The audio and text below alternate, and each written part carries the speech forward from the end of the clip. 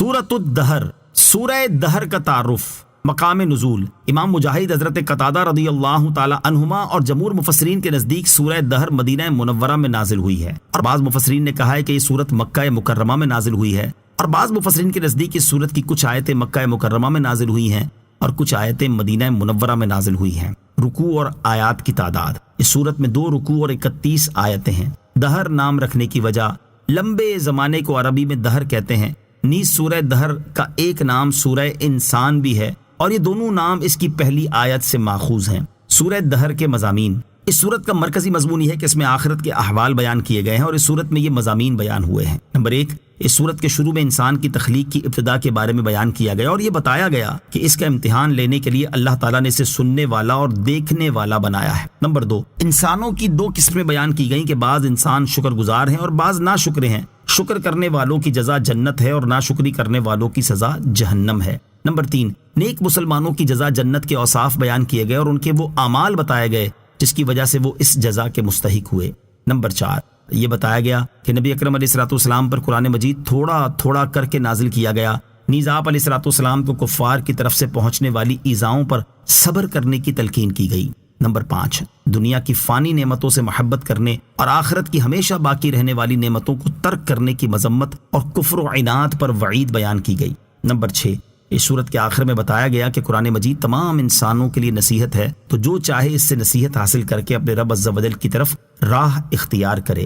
سورہ قیامہ کے ساتھ مناسبت، سورہ دہر کی اپنے سے ماقبل سورت قیامہ کے ساتھ ایک مناسبت یہ ہے کہ سورہ قیامہ میں جنت اور جہنم کے اوصاف اجمالی طور پر بیان کیے گئے، اور سورہ دہر میں جہنم کے اوصاف اور خاص طور پر جنت کے اوصاف تفصیل سے بیان کیے گئے ہیں۔ دوسری مناسبت یہ ہے کہ سورہ قیامہ میں قیامت کے دن کافروں اور فاجروں کو پیش آنے والے دردناک امور بیان کیے گئے، اور سورہ دہر میں نیک مسلمانوں کو قیامت کے دن ملنے والی نعمتوں کا ذکر فرمایا گیا ہے۔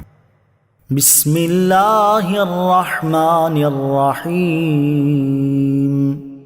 ترجمہ، اللہ کے نام سے شروع جو نہایت مہربان رحمت والا ہے۔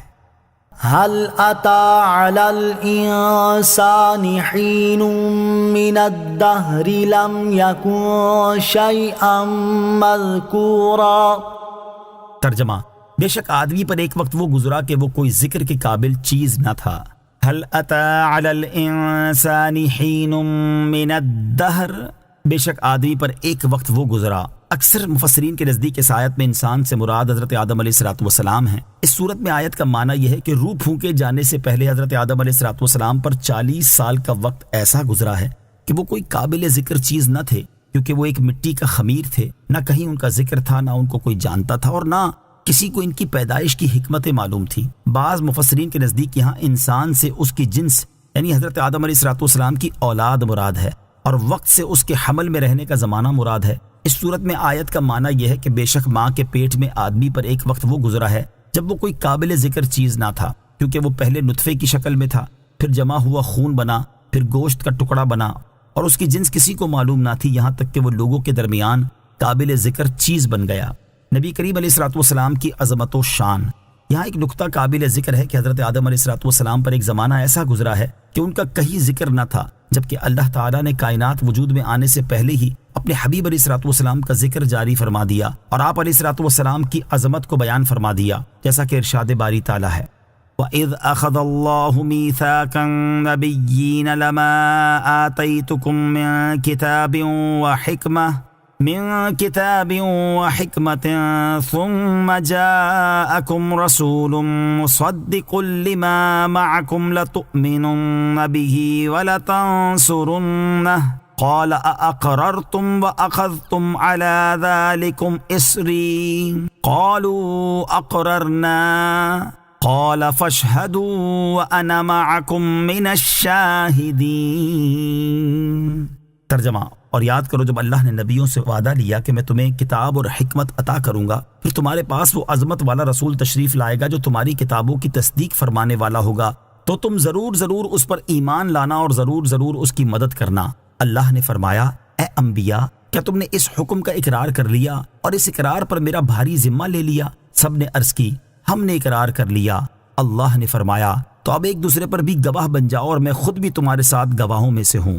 اور حضرت آدم علیہ السلام نے اپنی پیدائش کے بعد عرش پر نبی کریم صلی اللہ تعالی علیہ وآلہ وسلم کا نام پاک لکھا دیکھا اور آپ علیہ السلام کی عظمت کو پہچان گئے. جیسا کہ حضرت عمر بن خطاب رضی اللہ تعالی عنہ سے روایت ہے، رسول کریم صلی اللہ تعالی علیہ وآلہ وسلم نے ارشاد فرمایا، جب حضرت آدم علیہ السلام سے لغزش سرزد ہوئی تو انہوں نے عرش کی طرف اپنا سر اٹھایا اور عرض کی، اے اللہ، میں محمد کے وسیلے سے سوال کرتا ہوں کہ تو میری مغفرت فرما دے. اللہ تعالیٰ نے حضرت آدم علیہ السلام کی طرف وحی فرمائی کہ محمد کون ہے؟ حضرت آدم علیہ السلام نے عرض کی، اے اللہ عز و جل، تیرا نام برکت والا ہے. جب تو نے مجھے پیدا کیا تو میں نے سر اٹھا کر تیرے عرش کی طرف دیکھا تو اس میں لکھا ہوا تھا، لا الہ الا اللہ محمد الرسول اللہ. تو میں نے جان لیا کہ تیری بارگاہ میں اس شخص سے زیادہ کسی کا مرتبہ اور مقام نہ ہوگا جس کا نام تو نے اپنے نام کے ساتھ لکھا ہے. اللہ تعالیٰ نے حضرت آدم علیہ السلام کی طرف وحی فرمائی، اے آدم، یہ تیری اولاد میں سے سب سے آخری نبی ہیں اور ان کی امت تمہاری اولاد کی امتوں میں سے سب سے آخری امت ہے، اور اگر وہ نہ ہوتے تو اے آدم میں تمہیں بھی پیدا نہ کرتا. اور دنیا میں تشریف آوری سے صدیوں پہلے حضرت عیسیٰ علیہ السلام نے آپ کی آمد کی بشارت دی، حتیٰ کہ آپ کا نام تک بتا دیا، جیسا کہ سورہ صف میں ہے، وَإِذْ قَالَ عِيسَى ابْنُ مَرْيَمَ يَا بَنِي إِسْرَائِيلَ إِنِّي رَسُولُ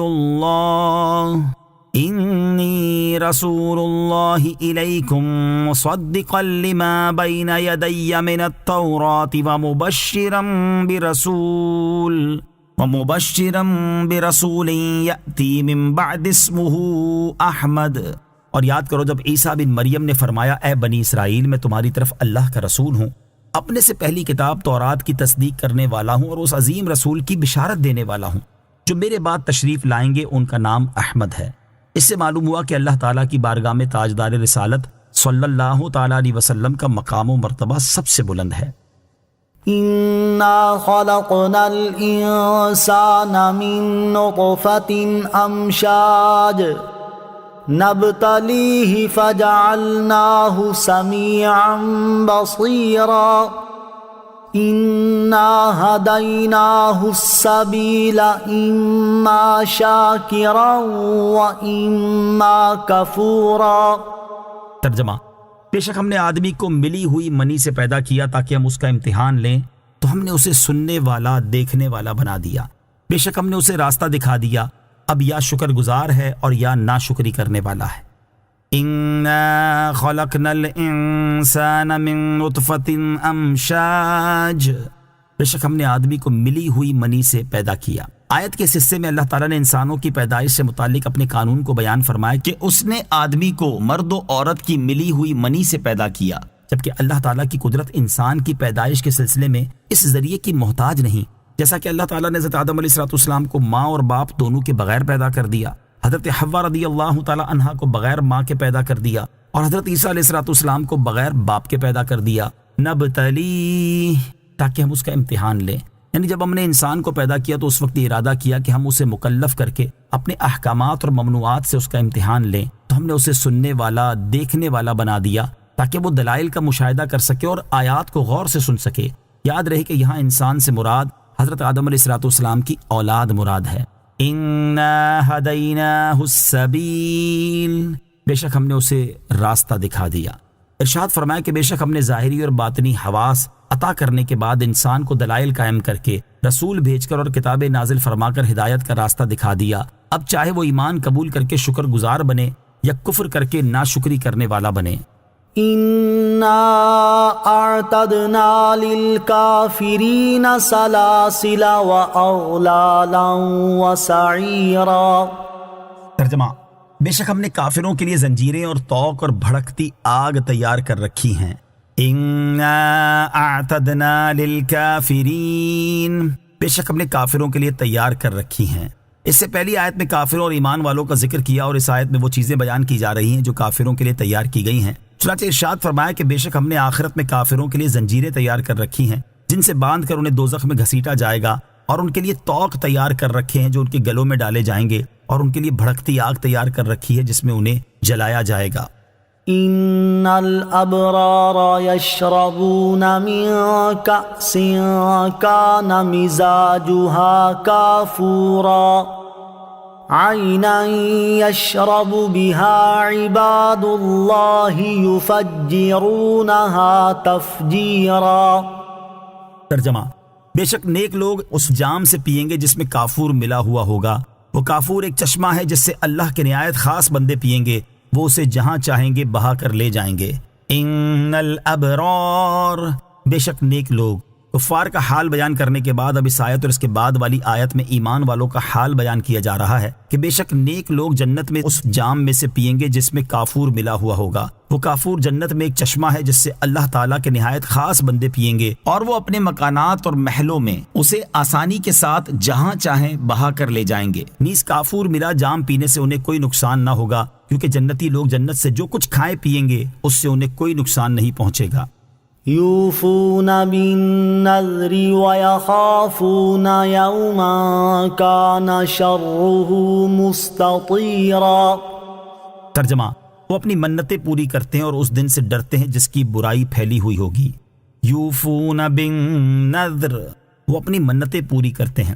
اللہ تعالیٰ کے نیک بندوں کا ثواب بیان فرمانے کے بعد اب ان کے وہ اعمال ذکر فرمائے جا رہے ہیں جن کی وجہ سے انہیں یہ ثواب حاصل ہوا. پہلا عمل، اللہ تعالیٰ کے نیک بندے طاعت و عبادت اور شریعت کے واجبات پر عمل کرتے ہیں، حتیٰ کہ وہ عبادات جو واجب نہیں لیکن منت مان کر انہیں اپنے اوپر واجب کر لیا تو انہیں بھی ادا کرتے ہیں. منت کی دو صورتیں. یاد رہے، منت کی ایک صورت یہ ہے کہ جو چیز آدمی پر واجب نہیں ہے اسے کسی شرط کے ساتھ اپنے اوپر واجب کر لے. اس کا حکم یہ ہے کہ اگر ایسے کام کی شرط لگائی جس کے ہو جانے کی خواہش ہے، مثلا یوں کہا کہ اگر میرا مریض اچھا ہو گیا یا میرا مسافر خیریت سے واپس آ گیا تو میں راہ خدا میں اس قدر صدقہ کروں گا یا اتنی رکعت نماز پڑھوں گا یا اتنے روزے رکھوں گا. تو اس صورت میں جب وہ کام ہو گیا تو اتنی مقدار صدقہ کرنا اور اتنی رکعت نماز پڑھنا اور اتنے روزے رکھنا ضروری ہے. اس میں ایسا نہیں ہو سکتا کہ وہ کام نہ کرے اور منت کا کفارہ دے دے. اور اگر منت میں ایسے کام کی شرط لگائی جس کا ہونا نہیں چاہتا، مثلا یوں کہا کہ اگر میں تم سے بات کروں یا تمہارے گھر آؤں تو مجھ پر اتنے روزے ہیں، اس صورت میں اگر شرط پائی گئی یعنی اس سے بات کر لی یا اس کے گھر چلا گیا تو اب اسے اختیار ہے کہ جتنے روزے کہے تھے وہ رکھ لے یا کفارہ دے دے. منت کی دوسری صورت یہ ہے کہ کسی شرط کا ذکر کیے بغیر اپنے اوپر وہ چیز واجب کر لے جو واجب نہیں ہے. مثلا یوں کہے کہ میں نے اتنے روزوں کی منت مانی، یا اس طرح کہے کہ میں اللہ تعالیٰ کے لیے اتنے روزے رکھوں گا. اس کا حکم یہ ہے کہ جس چیز کی منت مانی وہ کرنا ضروری ہے، اس کے بدلے کفارہ نہیں دے سکتا. نوٹ: منت کے مسائل کے بارے میں تفصیلی معلومات حاصل کرنے کے لیے بحر شریعت جلد نمبر 2 حصہ 9 سے منت کا بیان مطالعہ فرمائیں. دوسرا عمل، اللہ تعالیٰ کے نیک بندے اس دن سے ڈرتے ہیں جس کی شدت اور سختی پھیلی ہوئی ہوگی. حضرت قتادہ رحمۃ اللہ تعالی فرماتے ہیں کہ اس دن کی شدت اس قدر پھیلی ہوئی ہوگی کہ آسمان پھٹ جائیں گے، ستارے گر پڑیں گے، چاند سورج بے نور ہو جائیں گے، پہاڑ ریزہ ریزہ ہو جائیں گے اور زمین پر کوئی عمارت باقی نہ رہے گی. وَيُطْعِمُونَ الطَّعَامَ عَلَى حُبِّهِ مِسْكِينًا وَيَتِيمًا وَأَسِيرًا. ترجمہ: اور وہ اللہ کی محبت میں مسکین اور یتیم اور قیدی کو کھانا کھلاتے ہیں. وَيُطْعِمُونَ الطَّعَامَ عَلَى حُبِّهِ، اور وہ اللہ کی محبت میں کھانا کھلاتے ہیں. اس آیت کا ایک معنی یہ ہے کہ اللہ تعالیٰ کے نیک بندے ایسی حالت میں بھی مسکین، یتیم اور قیدی کو کھانا کھلاتے ہیں جبکہ خود انہیں کھانے کی حاجت اور خواہش ہوتی ہے. دوسرا معنی یہ ہے کہ اللہ تعالیٰ کے نیک بندے مسکین، یتیم اور قیدی کو اللہ تعالیٰ کی محبت میں اور اس کی رضا حاصل کرنے کے لیے کھانا کھلاتے ہیں. مسکین اور یتیم کو کھانا کھلانے کی اہمیت. یاد رہے کہ مسکین اسے کہتے ہیں جس کے پاس کچھ نہ ہو، یہاں تک کہ وہ کھانے اور بدن چھپانے کے لیے اس بات کا محتاج ہے کہ لوگوں سے سوال کرے. اور یتیم اس نابالغ بچے کو کہتے ہیں جس کا باپ فوت ہو چکا ہو. مسکین اور یتیم کو کھانا کھلانے کی اہمیت کیا ہے، اس کا اندازہ ان آیات سے لگایا جا سکتا ہے. چنانچہ اللہ تعالیٰ ارشاد فرماتا ہے: اَرَأَيْتَ الَّذِي يُكَذِّبُ بِالدِّينِ فَذَلِكَ الَّذِي يَدُعُّ الْيَتِيمَ وَلَا يَحُضُّ عَلَى طَعَامِ الْمِسْكِينِ. ترجمہ: کیا تم نے اس شخص کو دیکھا جو دین کو جھٹلاتا ہے؟ پھر وہ ایسا ہے جو یتیم کو دھکے دیتا ہے اور مسکین کو کھانا دینے کی ترغیب نہیں دیتا. اور ارشاد فرمایا: فَأَمَّا الْإِنسَانُ إِذَا مَا ابْتَلَاهُ رَبُّهُ فَأَكْرَمَهُ وَنَعَّمَهُ فَيَقُولُ رَبِّي أَكْرَمَنِ وَأَمَّا إِذَا مَا ابْتَلَاهُ فَقَدَرَ عَلَيْهِ رِزْقَهُ فَيَقُولُ رَبِّي أَهَانَنِ كَلَّا بَل لَّا تُكْرِمُونَ الْيَتِيمَ وَلَا تَحَاضُّونَ عَلَى طَعَامِ الْمِسْكِينِ. ترجمہ: تو بہرحال آدمی کو جب اس کا رب آزمائے کہ اس کو عزت اور نعمت دے تو اس وقت وہ کہتا ہے کہ میرے رب نے مجھے عزت دی، اور بہرحال جب اللہ عز و جل بندے کو آزمائے اور اس کا رزق اس پر تنگ کر دے تو کہتا ہے کہ میرے رب نے مجھے ذلیل کر دیا۔ ہرگز نہیں، بلکہ تم یتیم کی عزت نہیں کرتے اور تم ایک دوسرے کو مسکین کے کھلانے کی ترغیب نہیں دیتے۔ اور ارشاد فرمایا فَلَقْتَحَمَ الْعَقَبَةَ وَمَا أَدْرَاكَ مَا الْعَقَبَةُ فَكُّ رَقَبَةٍ أَوْ إِطْعَامٌ فِي يَوْمٍ ذِي مَسْغَبَةٍ يَتِيمًا ذَا مَقْرَبَةٍ او مسکینا ذا متربہ۔ ترجمہ، پھر بغیر سوچے سمجھے کیوں نہ گھاٹی میں کود پڑا، اور تجھے کیا معلوم کہ وہ گھاٹی کیا ہے؟ کسی بندے کی گردن چھڑانا یا بھوک کے دن میں کھانا دینا، رشتہ دار یتیم کو یا خاک نشین مسکین کو۔ انما نطعمكم لوجه الله لا نريد منكم جزاء ولا شكورا انا نخاف من ربنا یوما عبوسا قمطریرا۔ ترجمہ، ہم تمہیں خاص اللہ کی رضا کے لیے کھانا کھلاتے ہیں، ہم تم سے نہ کوئی بدلہ چاہتے ہیں اور نہ شکریہ، بے شک ہمیں اپنے رب سے ایک ایسے دن کا ڈر ہے جو بہت ترش نہایت سخت ہے۔ انما نطعمکم لوجہ اللہ، ہم تمہیں خاص اللہ کی رضا کے لیے کھانا کھلاتے ہیں۔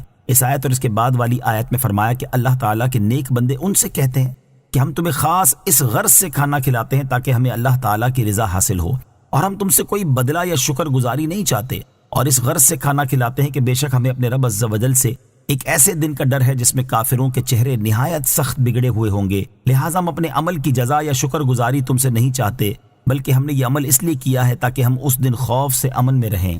کسی کے ساتھ بھلائی کرنے سے مقصود اللہ تعالیٰ کی رضا حاصل کرنا ہو۔ اس سے معلوم ہوا کہ صرف اللہ تعالیٰ کی رضا حاصل کرنے کے لیے کسی کے ساتھ بھلائی کرنی چاہیے، لوگوں کو دکھانا، اپنی واہ واہ چاہنا اور جس کے ساتھ بھلائی کی اس پر احسان جتانا یا اس کی طرف سے کوئی بدلہ حاصل کرنا مقصود نہ ہو۔ ایک اور مقام پر اللہ تعالیٰ ارشاد فرماتا ہے یا ایھا الذین آمنوا لا تبطلوا صدقاتکم بالمن والأذى كالذي ينفق ماله رئاء الناس۔ ترجمہ، اے ایمان والو، احسان جتا کر اور تکلیف پہنچا کر اپنے صدقے برباد نہ کر دو، اس شخص کی طرح جو اپنا مال لوگوں کے دکھلاوے کے لیے خرچ کرتا ہے۔ اور ارشاد فرمایا وَمَا آتَيْتُم مِّن رِّبًا لِّيَرْبُوَ فِي أَمْوَالِ النَّاسِ فَلَا يَرْبُو عِندَ اللَّهِ وَمَا آتَيْتُم مِّن زَكَاةٍ تُرِيدُونَ وَجْهَ اللَّهِ فَأُولَٰئِكَ هُمُ الْمُضْعِفُونَ۔ ترجمہ، اور جو مال تم لوگوں کو دو تاکہ وہ لوگوں کے مالوں میں بڑھتا رہے تو وہ اللہ کے نزدیک نہیں بڑھتا، اور جو تم اللہ کی رضا چاہتے ہوئے زکوٰۃ دیتے ہو تو وہی لوگ اپنے مال بڑھانے والے ہیں۔ فوقاهم الله شر ذلك اليوم ولقاهم نضرة وسرورا وجزاهم بما صبروا جنة وحريرا متكئين فيها على الأرائك لا يرون فيها شمسا ولا زمهريرا ودانية عليهم ظلالها وذللت قطوفها تذليلا۔ ترجمہ، تو انہیں اللہ اس دن کے شر سے بچا لے گا اور انہیں تر و تازگی اور خوشی دے گا، اور ان کے صبر کے سبب انہیں جنت اور ریشمی کپڑے بدلے میں دے گا۔ وہ جنت میں تختوں پر تکیہ لگائے ہوئے ہوں گے، نہ اس میں دھوپ دیکھیں گے اور نہ سخت سردی، اور اس کے سائے ان پر جھکے ہوں گے اور جنت کے گچھے جھکا کر نیچے کر دیے گئے ہوں گے۔ فوقاہم اللہ شر ذلک اليوم، تو انہیں اللہ اس دن کے شر سے بچا لے گا۔ ارشاد فرمایا کہ تو ان نیک بندوں کے خوف کی وجہ سے اللہ تعالیٰ انہیں اس دن کے شر سے بچا لے گا جس سے وہ ڈر رہے ہیں، اور ان کے چہروں میں تر و تازگی اور دلوں میں خوشی دے گا۔ وجزاہم بما صبروا، اور ان کے صبر کے بدلے انہیں بدلے میں دے گا۔ اس آیت اور اس کے بعد والی دو آیات کا خلاصہ یہ ہے کہ اللہ تعالیٰ اپنے نیک بندوں کو گناہ نہ کرنے، اللہ تعالیٰ کی اطاعت کرنے اور بھوک پر صبر کرنے کے بدلے جنت میں داخل کرے گا، اور انہیں ریشمی لباس پہنائے گا، اور وہ جنت میں تختوں پر تکیہ لگائے ہوں گے، اور دنیا کی طرح وہاں انہیں گرمی یا سردی کی کوئی تکلیف نہ ہوگی، اور جنتی درختوں کے سائے ان پر جھکے ہوئے ہوں گے، اور جنت کے درختوں کے گچھے جھکا کر نیچے کر دیے گئے ہوں گے تاکہ وہ کھڑے بیٹھے لیٹے ہر حال میں بآسانی گچھے لے سکیں اور جیسے چاہے کھا سکیں۔ وَيُطَافُ عَلَيْهِمْ بِآنِيَةٍ مِّن فِضَّةٍ وَأَكْوَابٍ كَانَتْ قوارير من فضة قدروها تقديرا۔ ترجمہ، اور ان پر چاندی کے برتنوں اور گلاسوں کے دور ہوں گے جو شیشے کی طرح ہوں گے، چاندی کے شفاف شیشے جنہیں پلانے والوں نے پورے اندازہ سے بھر کر رکھا ہوگا۔ وَيُطَافُ عَلَيْهِمْ بِآنِيَةٍ مِّن فِضَّةٍ وَأَكْوَابٍ، اور ان پر چاندی کے برتنوں اور گلاسوں کے دور ہوں گے۔ اس آیت اور اس کے بعد والی آیت کا خلاصہ یہ ہے کہ ان نیک بندوں پر چاندی کے برتنوں اور گلاسوں میں جنتی شراب کے دور ہوں گے، اور وہ برتن چاندی کے رنگ اور اس کے حسن کے ساتھ شیشے کی طرح صاف شفاف ہوں گے، اور ان میں جو چیز پی جائے گی وہ باہر سے نظر آئے گی، اور ان برتنوں کو پلانے والوں نے پورے اندازے سے بھر کر رکھا ہوگا کہ پینے والوں کی رغبت کی مقدار نہ اس سے کم ہوگی اور نہ زیادہ۔ وَيُسْقَوْنَ فِيهَا كَأْسًا كَانَ مِزَاجُهَا زَنجَبِيلًا عَيْنًا فِيهَا تُسَمَّى سَلْسَبِيلًا۔ ترجمہ، اور جنت میں انہیں ایسے جام پلائے جائیں گے جس میں زنجبیل ملا ہوا ہوگا۔ زنجبیل جنت میں ایک چشمہ ہے جس کا نام سلسبیل رکھا جاتا ہے۔ وَيُسْقَوْنَ فِيهَا كَأْسًا، اور جنت میں انہیں ایسے جام پلائے جائیں گے۔ اس آیت اور اس کے بعد والی آیت کا خلاصہ یہ ہے کہ جنت میں ان نیک بندوں کو پاکیزہ شراب کے ایسے جام پلائے جائیں گے جن میں زنجبیل یعنی ایسا پانی ملا ہوا ہوگا جو ذائقے بے ادرک کی طرح ہوگا، اور اس کے ملنے کی وجہ سے شراب کی لذت اور زیادہ ہو جائے گی۔ اور زنجبیل جنت میں ایک چشمہ ہے جسے جنتی فرشتے سلسبیل کہتے ہیں، کیونکہ اس کا پانی رواں اور آسانی سے حلق میں اتر جانے والا ہے۔ یاد رہے کہ اللہ تعالیٰ کے مقرب بندے خالص اسی چشمے سے پئیں گے، جبکہ ان سے کم درجے والے نیک بندوں کی شرابوں میں اس چشمے کا پانی ملایا جائے گا، اور یہ چشمہ عرش کے نیچے سے جنت عدن سے ہوتا ہوا تمام جنتوں میں گزرتا ہے۔ وَيَطُوفُ عَلَيْهِمْ وِلْدَانٌ مُخَلَّدُونَ إِذَا رَأَيْتَهُمْ حَسِبْتَهُمْ لُؤْلُؤًا مَّنثُورًا۔ ترجمہ، اور ان کے آس پاس ہمیشہ رہنے والے لڑکے خدمت کے لیے پھریں گے، جب تو انہیں دیکھے گا تو تو انہیں بکھرے ہوئے موتی سمجھے گا۔ وَيَطُوفُ عَلَيْهِمْ بِلْدَانٌ مُخَلَّدُونَ، اور ان کے آس پاس ہمیشہ رہنے والے لڑکے پھریں گے۔ ارشاد فرمایا کہ اور ان نیک بندوں کے آس پاس ہمیشہ رہنے والے لڑکے خدمت کے لیے پھریں گے۔ وہ لڑکے نہ کبھی مریں گے، نہ بوڑھے ہوں گے، نہ ان میں کوئی تبدیلی آئے گی، اور نہ وہ خدمت کرنے سے اکتائیں گے، اور ان کے حسن کا یہ عالم ہوگا کہ جب تو انہیں دیکھے گا تو انہیں ایسے سمجھے گا جس طرح صاف شفاف فرش پر چمکیلے موتی بکھرے ہوئے ہوں۔ اس حسن اور پاکیزگی کے ساتھ جنتی لڑکے خدمت میں مشغول ہوں گے۔ وَإِذَا رَأَيْتَ ثَمَّ رَأَيْتَ نَعِيمًا وَمُلْكًا كَبِيرًا۔ ترجمہ، اور جب تو وہاں دیکھے گا تو نعمتیں اور بہت بڑی سلطنت دیکھے گا۔ وَإِذَا رَأَيْتَ ثَمَّ، اور جب تو وہاں دیکھے گا، یعنی اے جنت میں داخل ہونے والے، جب تو جنت میں نظر اٹھائے گا تو وہاں ایسی نعمتیں دیکھے گا جن کا وصف بیان نہیں کیا جا سکتا، اور تو وہاں بہت بڑی سلطنت دیکھے گا جس کی حد اور انتہا نہیں، نہ اسے زوال آئے گا، نہ جنتی کو وہاں سے منتقل کیا جائے گا۔ اور اس سلطنت کی وسعت کا یہ عالم ہے کہ ادنا مرتبے کا جنتی جب اپنے ملک کو دیکھے گا تو 1000 برس کی راہ تک ایسے ہی دیکھے گا جیسے اپنے قریب کی جگہ دیکھتا ہو، اور قوت و دبدبے کا یہ حال ہوگا کہ فرشتے بھی اجازت کے بغیر نہیں آئیں گے۔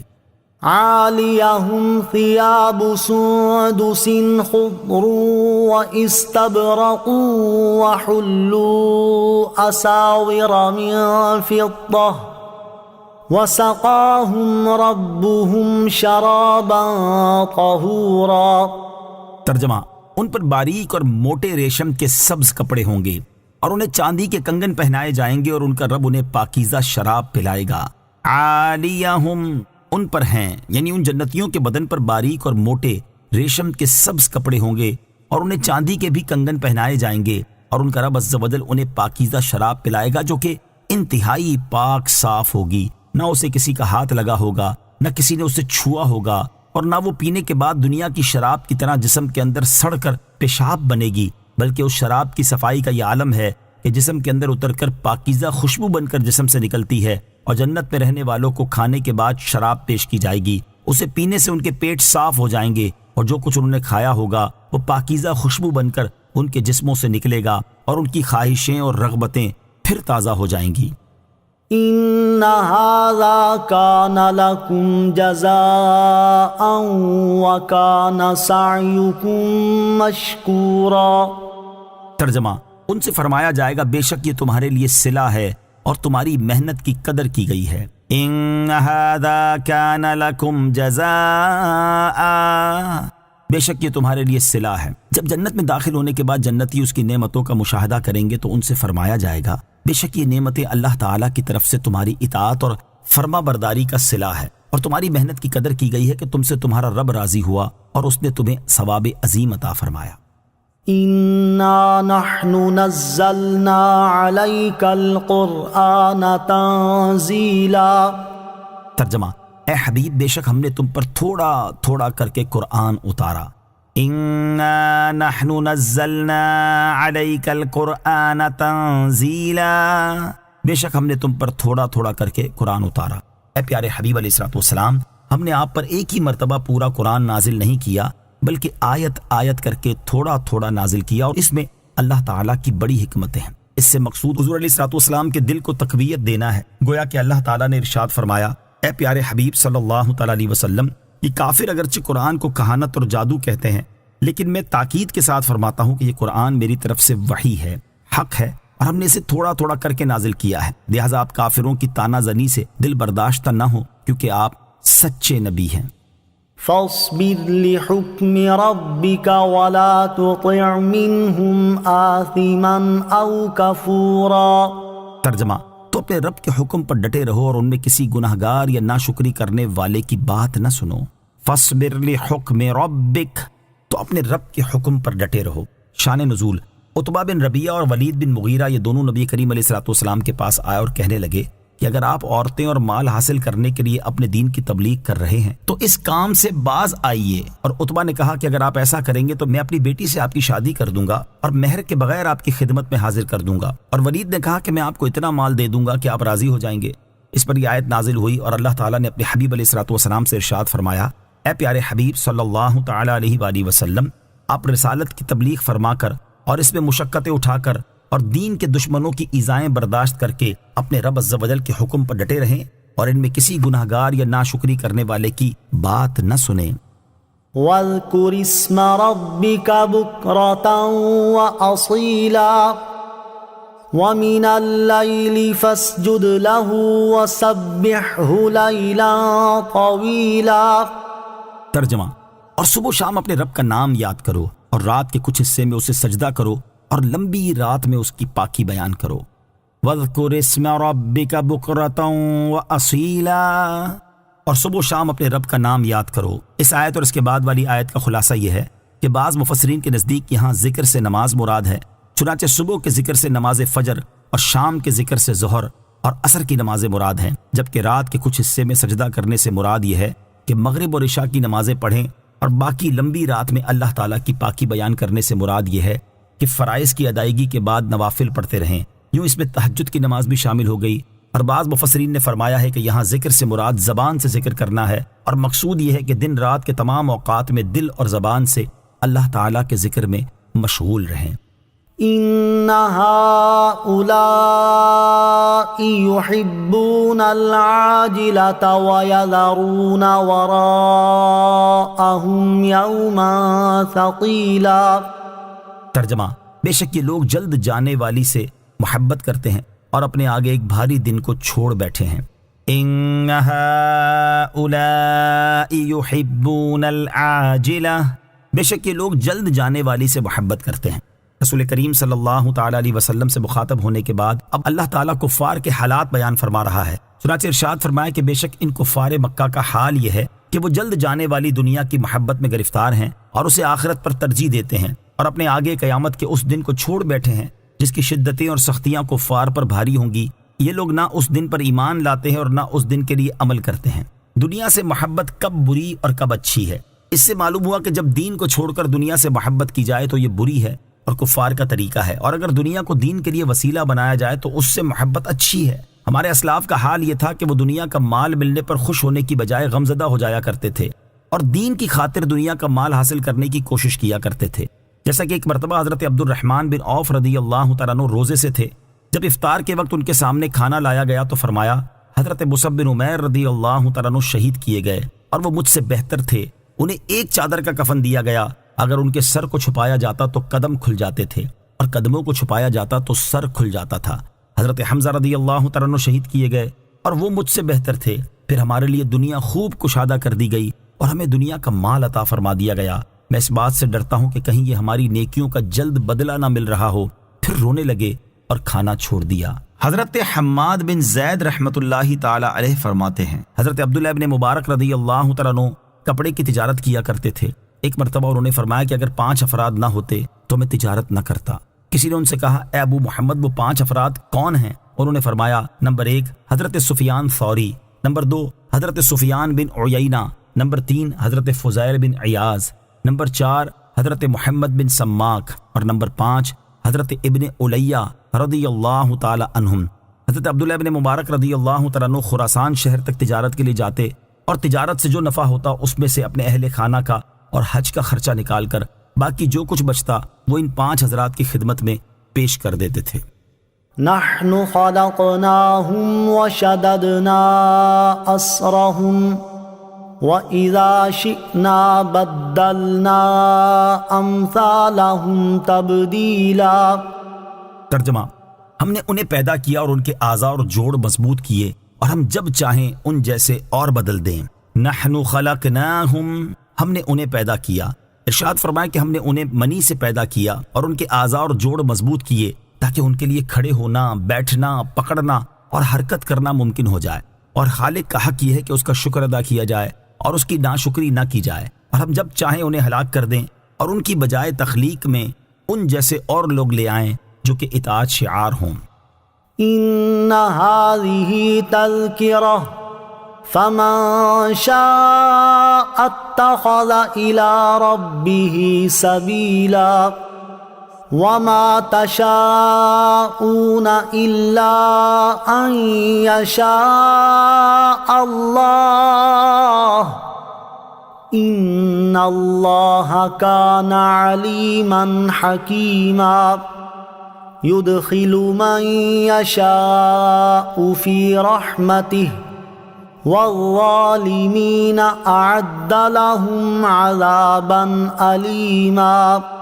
ترجمہ، بے شک یہ ایک نصیحت ہے تو جو چاہے اپنے رب کی طرف راہ اختیار کرے، اور تم کچھ نہیں چاہتے مگر یہ کہ اللہ چاہے، بے شک اللہ خوب علم والا بڑا حکمت والا ہے، وہ اپنی رحمت میں جسے چاہتا ہے داخل فرماتا ہے اور ظالموں کے لیے اس نے دردناک عذاب تیار کر رکھا ہے۔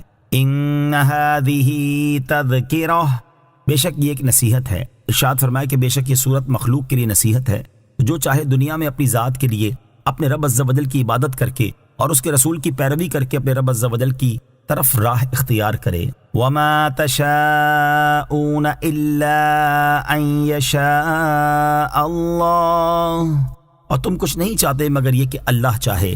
ارشاد فرمایا کہ تم کچھ نہیں چاہتے مگر تبھی کچھ ہوتا ہے جب کہ اللہ تعالیٰ چاہے، کیونکہ جو کچھ ہوتا ہے اسی کی مشیت سے ہوتا ہے، بے شک وہ اپنی مخلوق کے احوال جانتا ہے اور انہیں پیدا کرنے میں حکمت والا ہے۔ آیت وَمَا تَشَاءُونَ إِلَّا أَن يَشَاءَ اللَّهُ سے معلوم ہونے والے مسائل۔ اس آیت سے 2 مسئلے معلوم ہوئے۔ نمبر 1، انسان پتھر کی طرح بے اختیار نہیں بلکہ اسے اختیار اور ارادہ ملا ہے۔ نمبر 2، انسان اپنے ارادے میں بالکل مستقل اور اللہ تعالیٰ سے بے نیاز نہیں بلکہ اس کا ارادہ اللہ تعالیٰ کے ارادے کے ماتحت ہے، لہٰذا انسان مختار مطلق نہیں، اسی عقیدے پر ایمان کا مدار ہے۔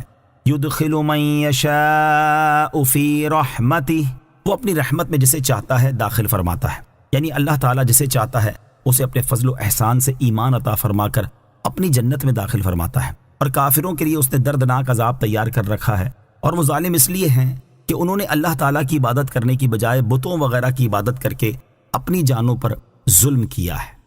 آمنت باللہ صدق اللہ العظیم۔